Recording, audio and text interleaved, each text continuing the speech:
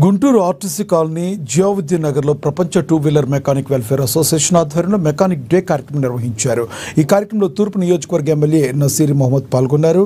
Andhra Pradesh two wheeler welfare association ఆధ్వర్యంలో ఈ కార్యక్రమం జరుపుకోవడం జరిగిందన్నారు. ప్రభుత్వం ఏర్పాటు చేసిన నైపుణ్యం అభివృద్ధి కోసం స్కిల్ డెవలప్మెంట్ కార్పొరేషన్ ద్వారా ప్రతి ఒక్కరికి ఉపాధి కల్పించాలని ఎమ్మెల్యే సూచించారు. మెకానిక్ అసోసియేషన్లో అందరూ ప్రభుత్వం తరపున వచ్చే ప్రతి ఒక్క అవకాశానికి కూడా సద్వినియోగం చేసుకోవాలని ఎమ్మెల్యే నసీర్ మహమ్మద్ సూచించారు.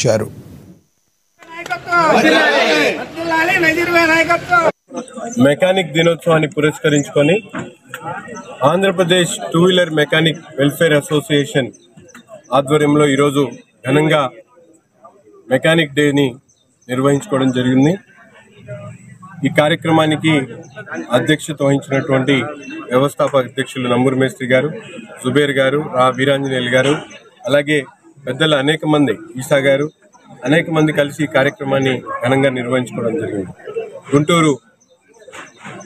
గుంటూరు జిల్లాలో దాదాపు వేలాది మంది ఉపాధి కల్పించేటువంటి మెకానిక్ రంగం, ముఖ్యంగా టూ వీలర్ రంగం ఈరోజు మారుతున్నటువంటి పరిస్థితులను బట్టి B6 అని అలాగే ఈవీ వెహికల్స్ అని ఉపాధి కోల్పోయేటువంటి ప్రమాదం ఉంది. కాబట్టి వాళ్ళందరూ కూడా తప్పకుండా ప్రభుత్వం ఏదైతే పెద్ద ఎత్తున నైపుణ్య అభివృద్ధి కోసం స్కిల్ డెవలప్మెంట్ కార్పొరేషన్ ద్వారా ప్రతి ఒక్కరి కూడా ఉపాధి కల్పించేటువంటి క్రమంలో ఆలోచిస్తూ ఉందో దాన్ని సద్వినియోగం చేసుకొని వస్తున్నటువంటి అవకాశాలని పూర్తిగా సద్వినియోగం చేసుకోవాలని చెప్పి ఈరోజు వాళ్ళందరూ కూడా చెప్పడం జరుగుతూ ఉంది.